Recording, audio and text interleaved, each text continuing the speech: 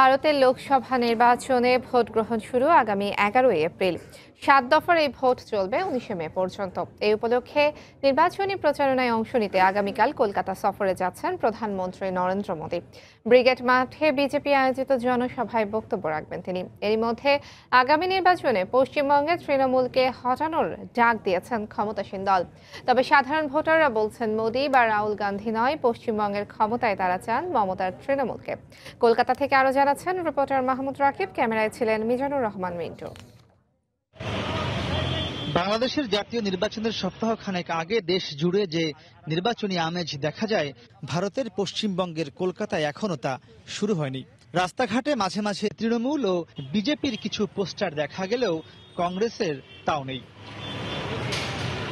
মহানগরী কলকাতার মানুষের সাথে কথা বলে মনে হলো মোদী বা গান্ধী নয়, তারা চান মমতার তৃণমূলকে। আমাদেরকে ঘর দিচ্ছে, আমাদের স্কুলে ছেলেপুলেকে কাপড় দিচ্ছে, পয়সা কড়ি সব দিচ্ছে, সাইকেল দিচ্ছে। তৃণমূল আমাদেরকে অনেক সাহায্য করেছে। উনি তো অনেকে উন্নতি করছেন, আশা করি আরোই হবে। উন্নতি করবেন মমতা। মোদী ক্ষমতায় থেকে পশ্চিমবঙ্গের জনগণের ভাগ্য উন্নয়ন করতে ব্যর্থ হয়েছেন বলেও মনে করেন কেউ কেউ। অবভিয়াসলি আমরা তো কোনো কিছু ভালো পাইনি এখন পর্যন্ত ওখান থেকে। বিজেপি তো আমার মনে হয় না খুব বেস্ট হয়েছে এখনো। এই টার্মে মনে হচ্ছে না যে আবার মোদী সরকার আসবে। কি মনে হচ্ছে, কি হতে পারে এবারে কংগ্রেস?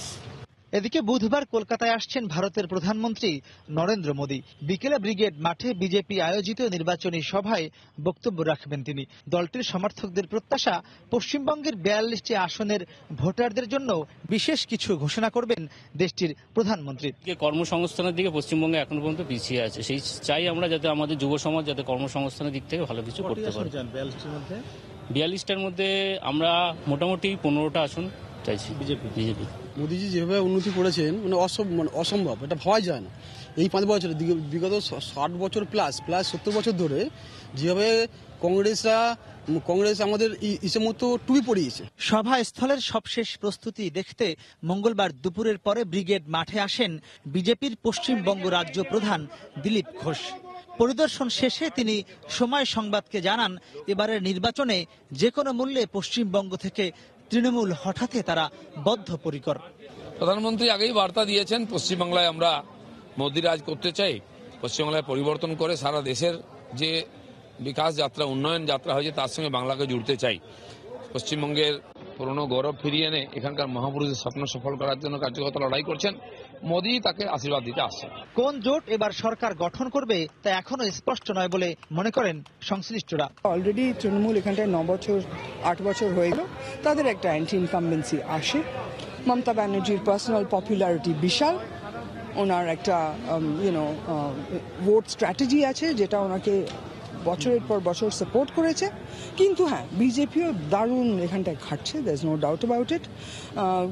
কিন্তু প্রশ্ন হলো, ওদের কি অত অর্গানাইজেশন আছে, ম্যান পাওয়ার আছে? এইগুলোর উপর একটা প্রশ্নচিহ্ন আছে। পশ্চিমবাংলায় নিশ্চয়ই লড়াই হবে। স্থানীয় ভোটাররা মনে করছেন, বুধবার বিকেলে কলকাতার এই ব্রিগেড মাঠে নরেন্দ্র মোদীর নির্বাচনী সভার মাধ্যমে নির্বাচনী উত্তাপ ছড়াতে শুরু করবে পশ্চিমবঙ্গেও। ইতিমধ্যে যা অন্যান্য রাজ্যে শুরু হয়েছে। তবে নির্বাচনী সভা থেকে নরেন্দ্র মোদী পশ্চিমবঙ্গে মমতার তৃণমূলকে হঠাতে কি বার্তা দেন, সেটি এখন দেখার বিষয়। মাহমুদ রাকিব, সময় সংবাদ, কলকাতা, পশ্চিমবঙ্গ। এই মুহূর্তে কলকাতার ব্রিগেড মাঠে আছেন রিপোর্টার মাহমুদ রাকিব। আমরা সরাসরি চলে যাব তার কাছে। রাকিব,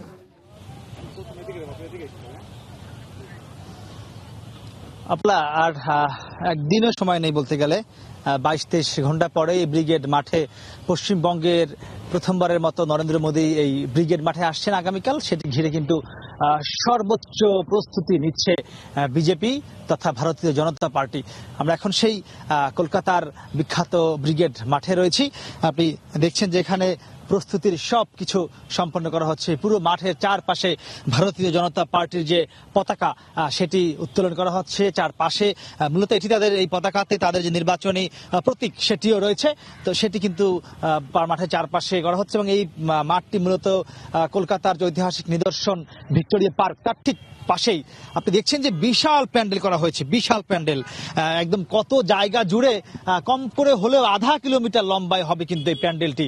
এই বিশাল জায়গা জুড়ে প্রতিটি শেডের মধ্যে 3টি করে আলাদা আলাদা শেড করা হয়েছে এবং এ ধরনের মোট 1, 2, 3, 4টি পার্ট করা হয়েছে, আলাদা আলাদা 4টি পার্ট।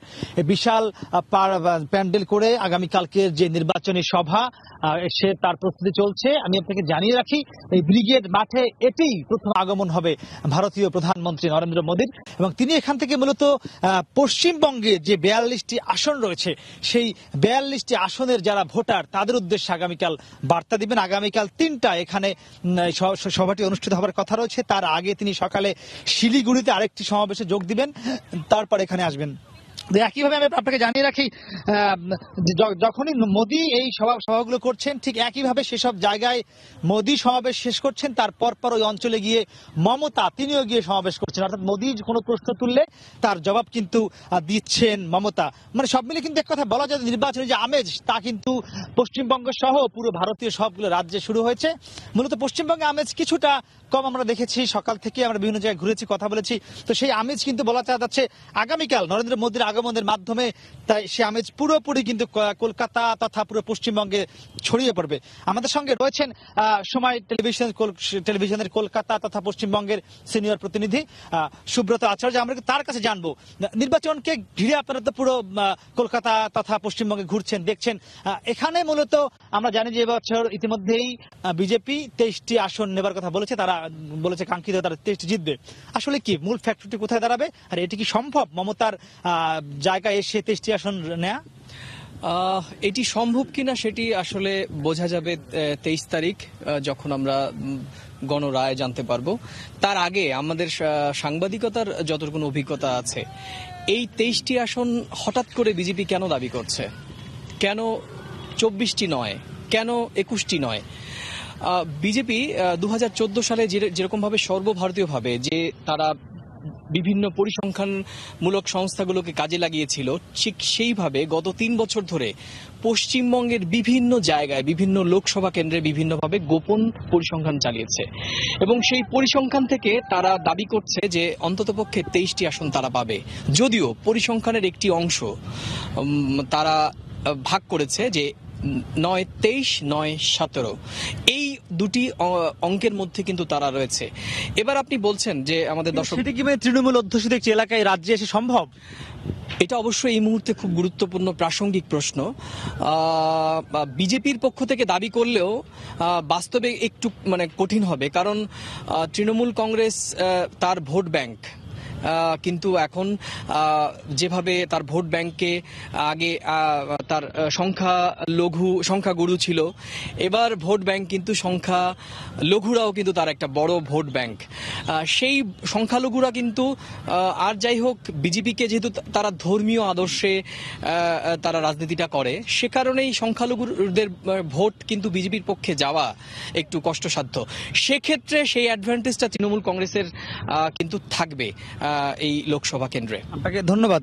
তো উনি যে বিষয়টি বলছিলেন যে মূলত আসলেই এই পশ্চিমবঙ্গে এসে যেটি তৃণমূলের অধ্যুষিত এলাকা, মমতা এখানে মুখ্যমন্ত্রী, সেখানে এসে 23টি আসন নেওয়া আসলেই বিজেপির জন্য কঠিনই হবে এবং একইভাবে সেই কথাগুলো কিন্তু স্থানীয় যারা ভোটার রয়েছেন পশ্চিমবঙ্গে তারা বলছেন। পাশাপাশি অপর যে আরেকটি জোট রয়েছে কংগ্রেস নেতৃত্বাধীন, তারাও কিন্তু এবার বলছেন যে তারা তাদের যে ক্ষমতা সেটি পুনরুদ্ধার করতে চান রাহুল গান্ধীর নেতৃত্বে। তো সব মিলিয়ে আসলে মূলত আগামী 11 এপ্রিল থেকে প্রথম ধাপের মাধ্যমে এই নির্বাচন শুরু হতে যাচ্ছে এবং আগামীকাল পশ্চিমবঙ্গে নির্বাচনী আমেজ পুরোপুরি শুরু হবে এখানে বিজেপির প্রধান নরেন্দ্র মোদীর সমাবেশের মাধ্যমে। এবং বিজেপি দাবি করেছে আগামীকাল এই সমাবেশকে কেন্দ্র করে কমপক্ষে ব্রিগেড মাঠে 8 থেকে 10 লক্ষ লোক তারা হাজির করবেন, যারা সবাই কিনা বিজেপির সমর্থক। তো সেটি এখন দেখা যাক আগামীকাল সমাবেশ কতটুকু সফলভাবে সম্পন্ন হয়। ইতিমধ্যে সমাবেশকে কেন্দ্র করে পুরো মাঠের চারপাশে আইন শৃঙ্খলা বাহিনী অবস্থান নিয়েছে। কিছুক্ষণ আগে এখানে যিনি বিজেপির পশ্চিমবঙ্গ রাজ্য প্রধান তিনিও এসেছিলেন। এক কথায় বলা যায় এই সমাবেশের সব প্রস্তুতি মোটামুটি শেষ করা হয়েছে। তো আমার কাছে অপলা ব্রিগেড মাঠ থেকে নির্বাচনের এই ছিল সবশেষ খবর। কলকাতা থেকে ভারত লোকসভা নির্বাচনের সবশেষ তথ্য জানাচ্ছিলেন সহকর্মী মাহমুদ রাকিব।